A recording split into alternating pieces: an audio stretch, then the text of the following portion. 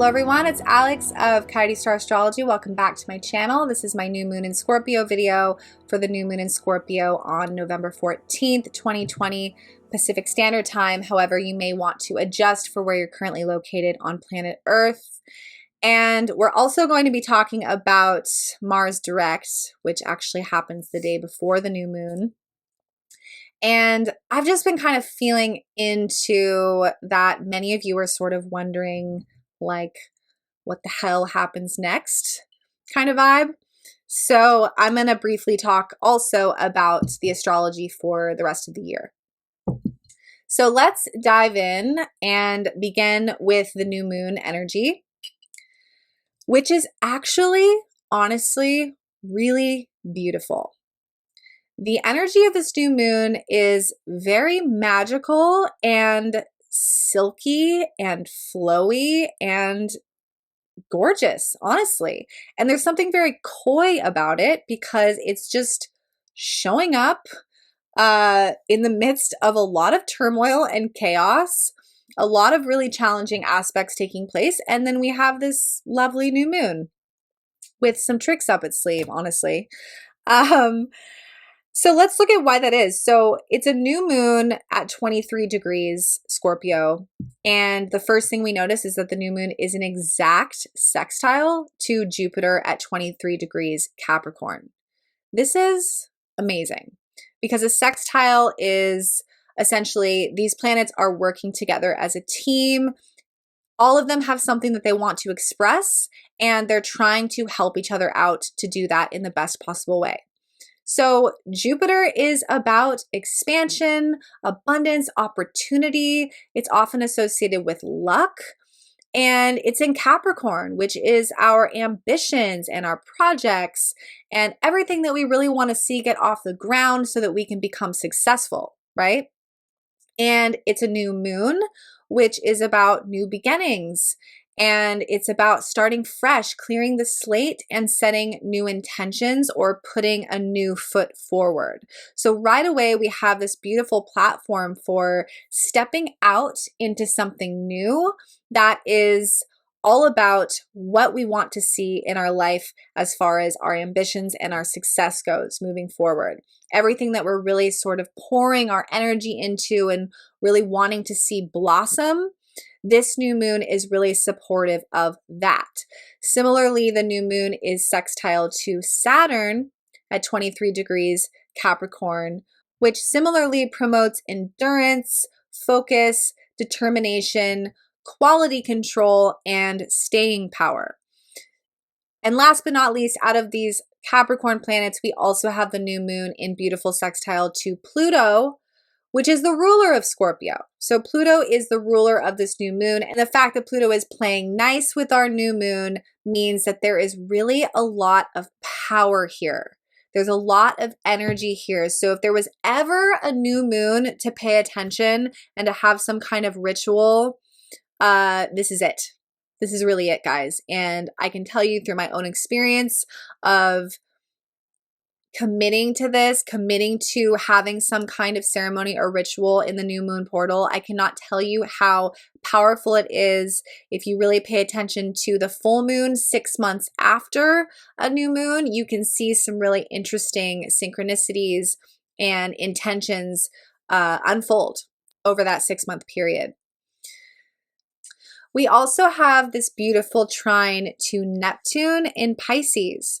Neptune in Pisces is all about manifestation and synchronicity and our ancestors, angelic forces, these forces beyond the veil that are somehow working with the machinery of life and making it all work out in the end in ways that we can't even really understand here on Earth. But Neptune rules all of that. Neptune rules union with the divine and really has ties to our highest self and our destiny. So having the new moon working with Neptune is similarly bringing through this high manifestation potential and activation.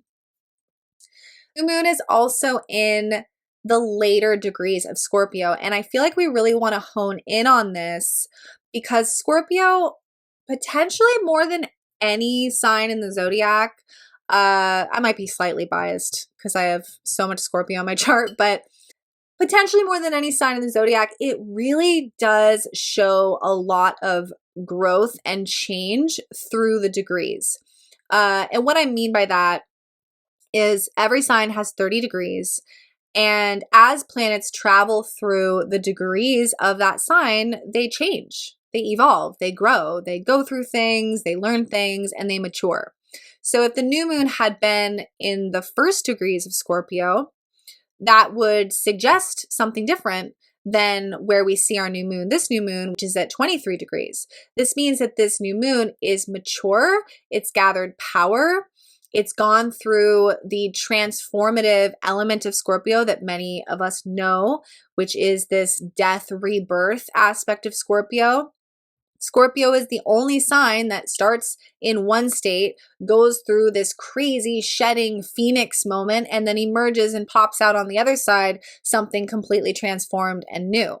So this new moon is on that end of Scorpio. So what this says to me is that whatever is being offered into this new moon portal, whatever we're invoking, is a result of some soul searching that we've been doing over the last few weeks, especially because we had Mercury retrograde in Scorpio. And, you know, we've been doing a deep dive. A lot of people have been going through a very deep shedding process. A lot of people have really come face to face with their individual shadows. Whatever that looks like for the person is obviously going to be different. But this new moon suggests that we're sort of emerging from that. And along with the power of Mars having gone direct the day before, which I'm going to talk about now, really suggests that we're back online. We're here. We're ready to make some shifts. We're ready to tackle something that may have felt delayed or sleepy or just confusing or blocked up until this new moon. So, yes, Mars went direct the day before. Thank God. Mars retrograde over the last few months has been a real challenge. Honestly, more of a challenge than I thought that it was going to be, because Mars retrograde in the home sign of Aries, that's our vitality, you guys. That's our fighting spirit. That's our bravery and our energy. And what a time to have that just completely abandon us and go offline. So over the last few weeks, if you have felt depleted, if you've felt depressed, energetically unsure of something, confused about what's coming in the future for you, I think a lot of people have been feeling that. Having Mars go direct on November 13th hopefully has brought some renewed vitality to the situation for you. This can definitely bring in some more positivity. It can sort of bring the life back to our pursuits. So having Mars go direct within the new moon portal, it will have happened just the day before. Really incredible, because it's like a firework. It's just bringing this thrust forward to really highlight that new moon intention energy. So the only real super challenging aspect that I see happening with the new moon is the square to Venus from Pluto, Jupiter, and Saturn. This is tricky. Venus is in Libra. You know, she wants closeness. She wants to feel close to people. She wants friends. She wants lovers. She's being squared by Saturn, first of all, which means that something about the real world and something about these external circumstances is making her wishes very hard to grant. Simultaneously, she's being squared by Pluto, which suggests that karmically, there are certain things that we just can't have at this moment. We're being called to battle. I'm just gonna say it. I'm not gonna beat around the bush. We're being called to battle right now. This is not time to really like be on vacation for a lot of people that would consider themselves maybe light workers or people that really have their finger to the pulse of this fight for Gaia. And honestly, the fight for our rights and our spiritual sovereignty. And it's sort of like if our soul calling on this deep level is in alignment with our friends and our lovers and everything, then amazing. But I just have a feeling that with these aspects, there's also a lot of individuals being called to something more privately. Scorpio is a very private sign. It's very psychic. It's very intuitive. So this is a new moon where we can be feeling into on this really, really sort of isolated, private level of what is right for me and feeling called to push forward and devote our energies to certain things that may not afford us a whole lot of energy towards relationships, friendships, etc. Which is a really nice segue for how are these energies affecting on a more global collective scale, which is a little bit different, but also kind of the same. Myself and a lot of astrologers have been sort of chuckling at the collective response to election results. Because a lot of people seem to think that, yay, we have a new prez, everything's fine, everything's just gonna be great now, and it's over. That is not what the astrology suggests whatsoever. I'm just gonna be frank. What the astrology suggests is that more information will be coming to light, and that Mars moving direct on November 13th is really kind of the beginning of what appears to be some kind of battle. But we've been in this battle. I mean, Mars has been squaring Saturn, Jupiter, Pluto for weeks. But with Mars direct, a lot of that energy is going to start moving forward now with intensity. Sort of like this wave of energy is going to crash forward. So let's move through the timeline. Mars direct on November 13th. We have a new moon in Scorpio on November 14th. And also careful to note that during the new moon, Mercury will also be in its final opposition to Uranus. Mercury crossed Uranus 3 times in its Mercury retrograde course. This is the final time. And every time Mercury crossed Uranus in its retrograde course, we had more information come to light. So this aspect will actually be exact on November 16th and 17th, but we are feeling it in the new moon. So basically between now and, I'll give it some fluff, November 19th, we've definitely got some cards that are going to be laid on the table. And at this point, we are just trucking along. Mars is gaining speed, building up intensity that really sort of climaxes in mid to late December. So we feel the energy start to really increase around December 12th. It gets particularly intense around the 14th when Saturn and Jupiter come into their final conjunction in Capricorn. It builds, it builds, it builds. Saturn moves into Aquarius on December 16th. And then finally, Jupiter moves into Aquarius on December 19th. The exact conjunction of Saturn and Jupiter in Aquarius will occur on December 21st. It's known as the Great Conjunction. So this is really the big moment. I would say between December 14th with special attention being given to the 19th through the 21st. Jupiter conjunct Saturn. When I look at this signature in Aquarius, I keep getting the image of this new presence unfurling its wings.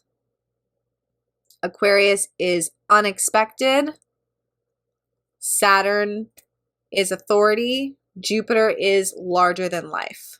Definitely going to want to check where 0 degrees Aquarius falls in your chart, because that area of your chart is going to be receiving powerful activation from this new Aquarian energy.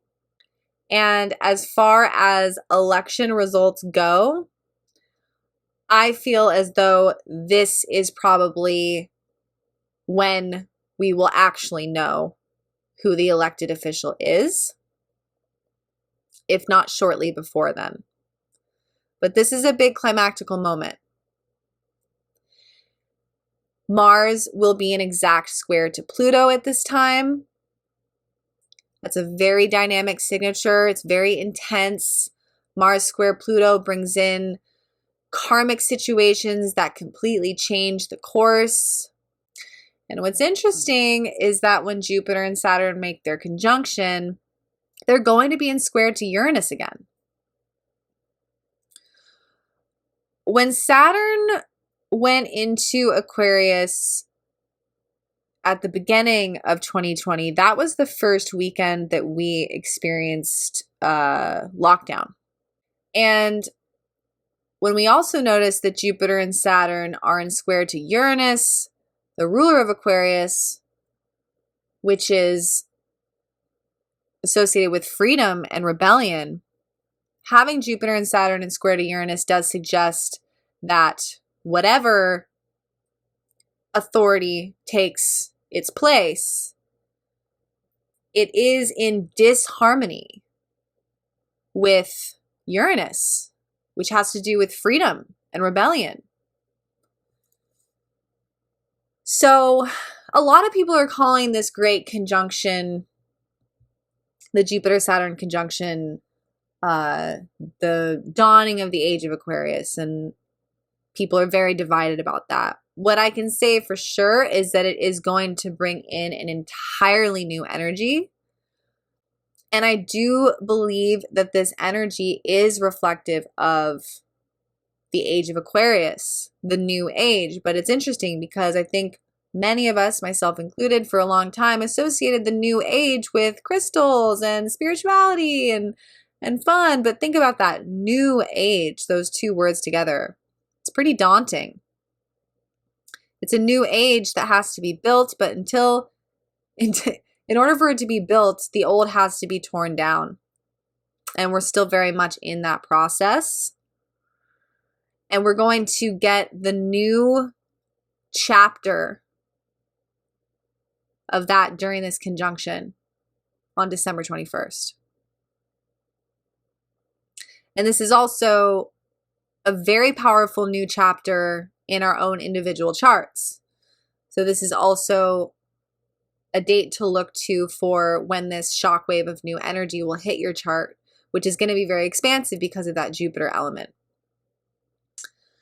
So we will be going into these more in depth. I don't want to make this video too long, but I'm going to put my information up there on the screen. If you want to reach out to me for a reading, you're more than welcome to do so. I'm putting my website, coyotestarastrology.com.